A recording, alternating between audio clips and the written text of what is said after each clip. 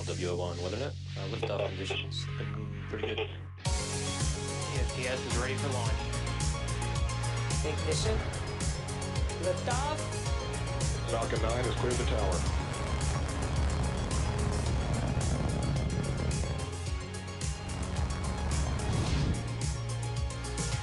Ten, 9, 8, Side booster ignition. 6, 5, 4, 3, 2, 1.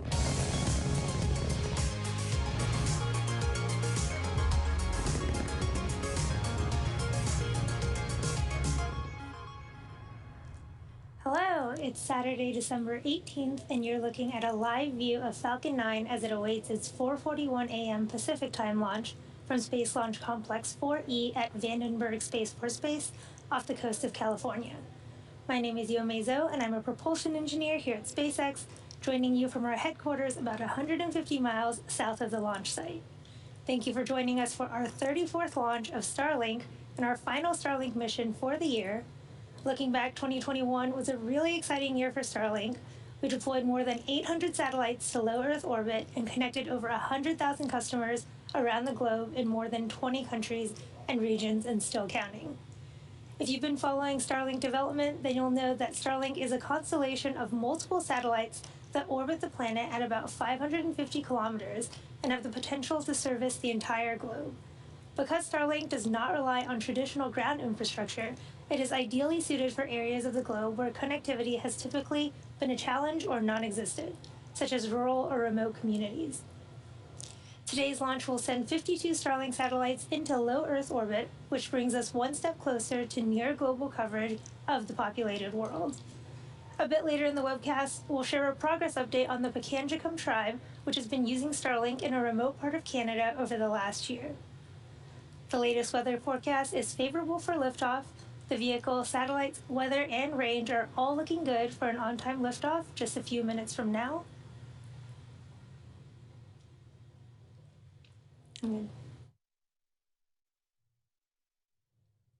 Let's take a closer look at the rocket on your screen. You're looking at a live view of Falcon 9.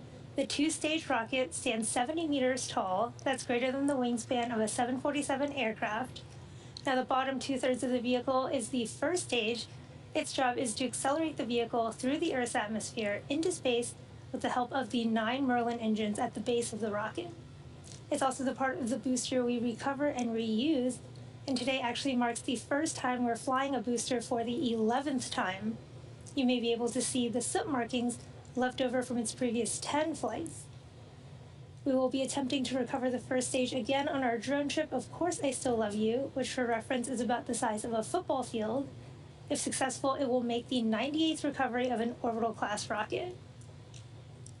Now, on top of the first stage is the black carbon fiber inner stage, which is a composite structure that connects the first and second stages and houses the pneumatic pushers that allow the first and second stages to separate during flight. Now, on top of the inner stage is the Falcon 9 second stage, which has a single Merlin vacuum or MVAC engine. And once the first and second stages separate at about 2.5 minutes into the mission, the MVAC engine will ignite and carry the Starlink satellites to a low Earth orbit. While Vandenberg is primarily suited for polar launches, today we'll actually be sending our satellites to a 53-degree inclination. And you'll notice the large nose cone at the top of the rocket. This is called the satellite fairing. The fairing houses the 52 Starlink satellites and protects them until the vehicle is outside the Earth's atmosphere, at which point the fairing separates to expose the satellites to space. Just as we reuse Falcon 9, we recover and reuse our fairing halves. The fairing halves that we're using today are flight proven. For one of them, it is the third flight, and for the other half, it is actually the fourth flight. And we will be attempting to recover these halves again once they return to Earth.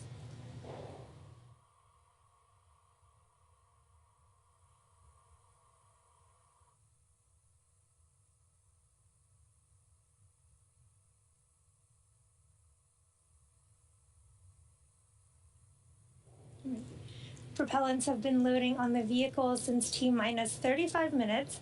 Falcon 9 is a bipropellant vehicle, which means it uses two propellants, a fuel and an oxidizer. An oxidizer is a type of chemical that a fuel requires to burn. Now, most burning on Earth uses oxygen, which is readily available in the atmosphere. But in space, there's no atmosphere to provide oxygen or any other oxidizers, so rockets need to carry up their own. Now, in Falcon 9, our fuel is a refined form of kerosene known as RP1, and our oxidizer is a super chilled liquid oxygen called LOX. The liquid oxygen is chilled well below its boiling point so that it becomes what we call densified. And that just means we can put a much greater amount of mass per volume and load more of it into the booster. In addition to its propellants, Falcon 9 also needs an ignition source in order to go, and for that we use the chemicals TTEB, or triethyl aluminum and triethyl borane. When it is fully fueled, Falcon 9 holds just over 1 million pounds of propellant that the vehicle will burn through in less than 3 minutes after liftoff. Currently, fuel is nearly fully loaded on Stage 1 and full on Stage 2, with liquid oxygen just about full on Stage 1 and about 30–40% on Stage 2. Once all tanks are full, both stages will continue to be topped off with propellant until T-minus 2 minutes to keep temperatures as cold as possible. The latest weather forecast shows we are favorable for liftoff. With that, the vehicle, satellites, and range continue to look good for an on-time liftoff just a few minutes from now. If for some reason we don't launch tonight, we do have a backup opportunity for tomorrow.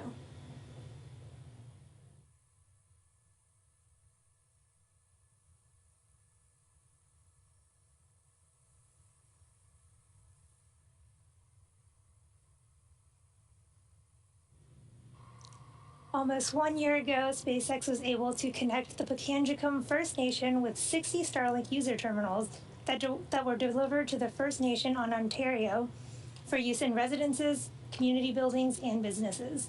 The Pikangikum First Nation Reservation, located in a remote area of Ontario Province, is an Indigenous community of approximately 2,000 to 3,000 people, representing 400 to 500 family households. The area is so remote that for the majority of the year, all shipments are sent via chartered airplane, except during the coldest weeks when trucks are able to travel across ice roads to reach the First Nation. Given the remote and terrain challenges of the Pikangikum First Nation, upgrading the terrestrial internet, like laying new cable, new fiber, etc., was not a cost-effective option.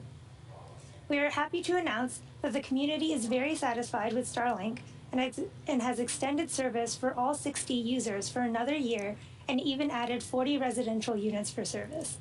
The Pikangikum First Nation Reservation has inspired many more First Nations to reach out to our teams and get their communities online with Starlink. So far, we've been able to connect around 30 First Nation communities with more than 1,000 Starlink kits that mainly went to student homes, local municipalities like clinics, police stations, fire stations, EMS stations, and schools.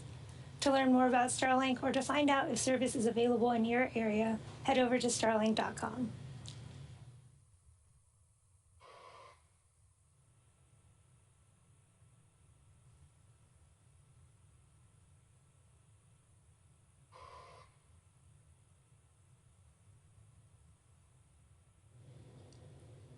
We are currently just under 4.5 minutes from liftoff of our 34th launch of Starlink, and Falcon 9 is progressing into the final stages of the launch countdown. Next up, the truss structure next to the vehicle, known as the transporter erector, or TE, will start to retract. And in preparation for retraction, the TE clamps will open, and the transporter erector will begin to pull away from the rocket slightly. Then at T0, hydraulics will pull the TE even further away from Falcon 9 as it lifts off. You can see the clamp arms have already opened and the TE is pulling away from the first stage right now. And the TE is the structure that provides liquids, gases, electrical connections to the second stage, as well as air conditioning to the payload fairing. Now at this point in the countdown, both the first and second stages are nearly fully loaded with 1 million pounds of kerosene fuel and liquid oxygen. Those little white clouds venting from the side of the booster are from the TE LOX line. Both the first stage and second stage should finish loading propellant about a minute apart from one another, with the first stage finishing up at about T-minus 3 minutes, in just a few seconds here, and second stage finishing a minute later. Stage 1 LOX load is complete. Just heard the call out that we have just finished stage 1, LOX loading. Now at T-minus 60 seconds, Falcon 9 will be in startup, so this means that the rocket's autonomous internal flight computers have taken over the launch countdown. And just inside of T-minus 2 seconds, we ignite the Merlin 1D engines and we're set for liftoff. Starlink payload continues to be healthy and the Falcon 9 team is tracking no issues on the rocket. Weather is still looking favorable and the range is green for launch. Here at T-minus 2.5 minutes, let's listen in to the terminal countdown.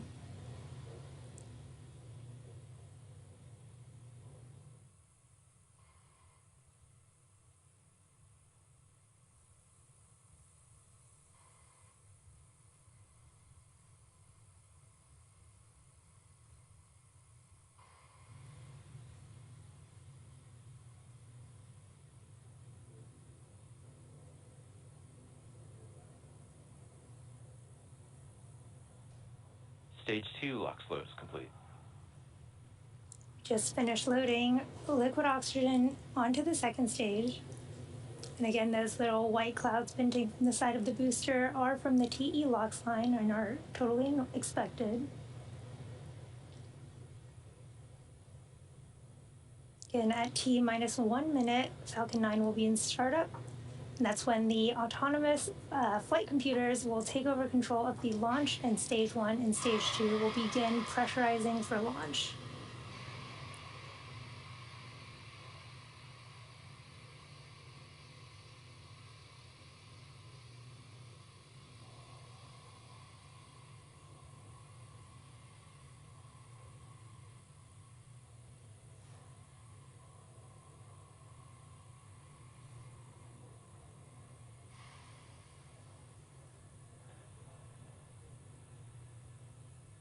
Falcon 9 is in startup.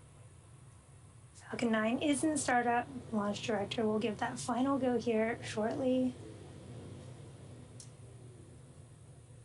Go for launch.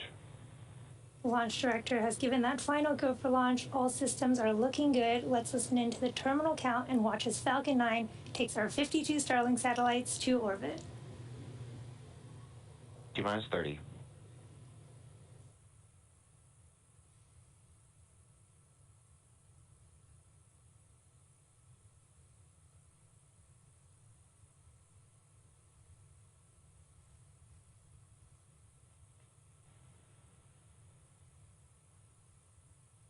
10, 9, 8, 7, 6, 5, 4, 3, 2, 1, 0. Ignition. Liftoff of the Falcon 9. Go Starlink.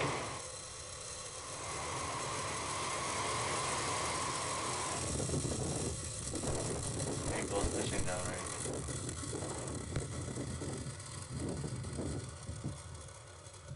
Stage 1 chamber pressures are nominal.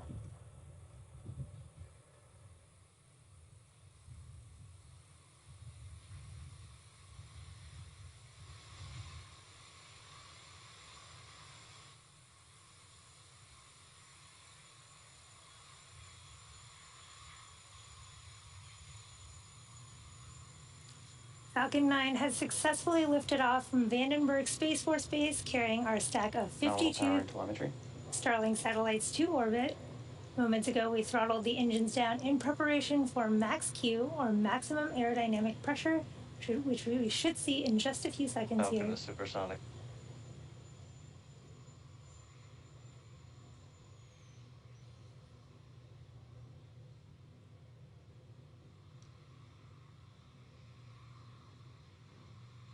Max-Q. We did just pass through Max-Q. Now we will have 3 events happening in quick succession. First, we will have main engine cutoff, or MECO, followed by stage separation and second engine startup 1. Now first, main engine cutoff, or MECO, is where all 9 of the M1D engines shut off to slow the stage down in preparation for stage separation. This is where the first stage and the second stage separate, with stage 1 starting to make its way back down to Earth for landing, while stage 2 continues on its journey to orbit. And vac chill has started. Now the third event is second engine startup 1, and this is where that single MVAC engine on the second stage lights up and propels the second stage along with the Starlink satellites to orbit. Just a few seconds after second engine startup 1, there will also be fairing deployment, so you'll want to keep an eye out for that.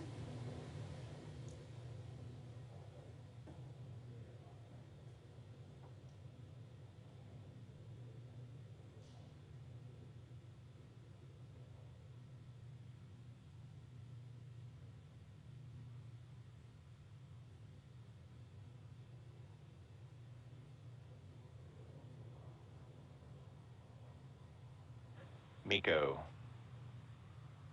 Stage separation confirmed.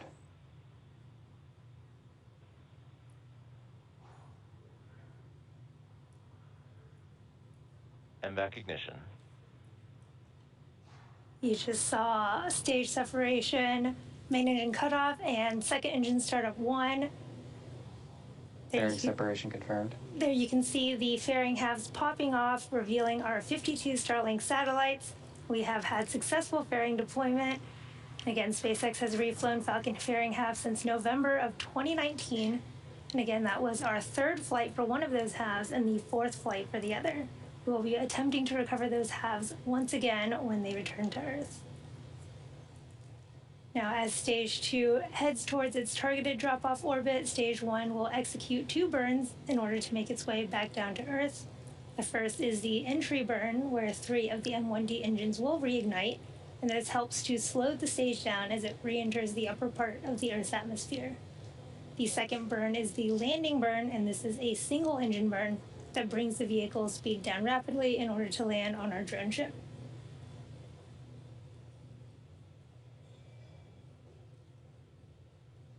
If you're just catching up with us, we have had a successful launch of Falcon 9 from Vandenberg Space Force Base, and you're looking at a live view of Falcon 9's second stage as it delivers our Starlink payload to orbit.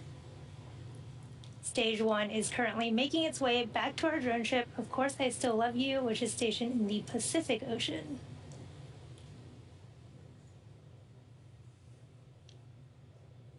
Now, the Merlins on the first stage are optimized for sea level, and these achieve 190,000 pounds of thrust during ascent and descent.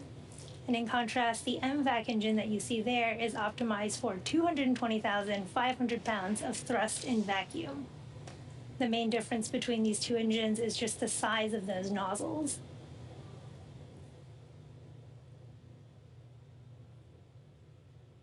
On the first stage, Falcon 9 is equipped with 4 hypersonic grid fins, which are positioned near the top of the stage, and these are used to help steer the first stage as it returns to Earth. Both vehicles are following nominal trajectories.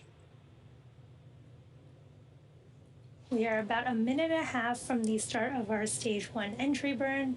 Again, this is a 20-second burn that will slow the first stage down as it enters the Earth's atmosphere.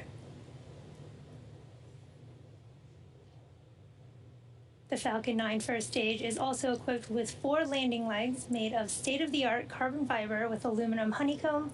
These are placed symmetrically around the base of the rocket and deployed just prior to landing.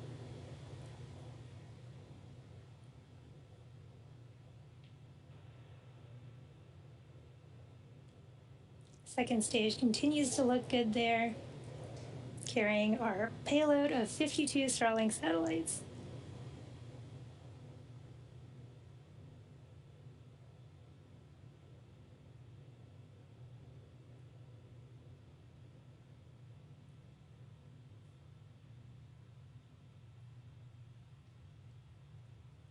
As we come up on our first stage entry burn here in about 30 seconds, just a reminder, it is a 3-engine burn, and it is meant to slow the first stage down as it hits the thicker layers of the Earth's atmosphere.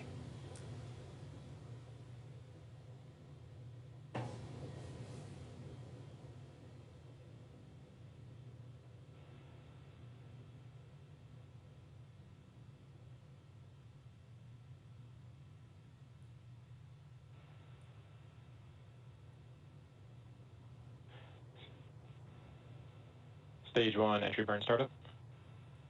There's the start of our Stage 1 entry burn, 20-second burn.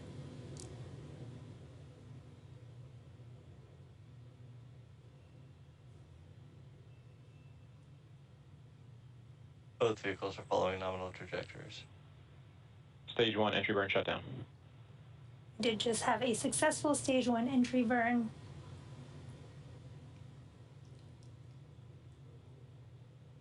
Now for those who follow along, Stage 1 flight termination system is saved. for those of you who follow along, you'll know that the soot on the rocket indicates that it's been flown before. You can't quite see it in those views from the first stage right now, but when the rocket grade kerosene or RP1 used to fuel Falcon 9 burns, it's actually carbon based, so it generates soot. And now as the booster approaches its landing site during descent and performs its long re-entry burn, which it just did, it actually flies through its own plume and the soot is deposited on the booster. If you watch Stage from 1 transonic. if you watch the feed from the onboard camera during landing, you can hopefully see the soot sticking on the lens.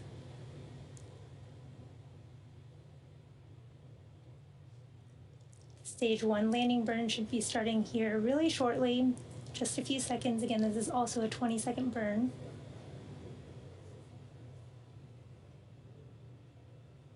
Vehicles and terminal guidance.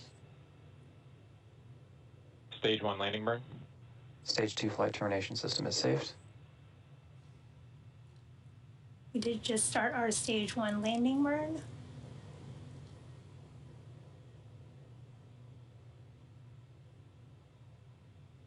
Stage 1 landing leg deploy.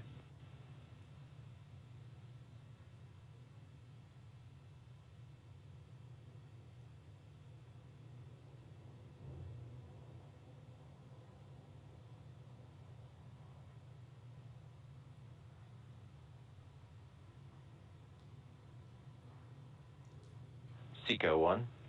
You can see we did just have successful first stage landing of our 98th overall orbital class Stage 1 rocket. landing confirmed. And this includes both Falcon 9 and Heavy first stage landings.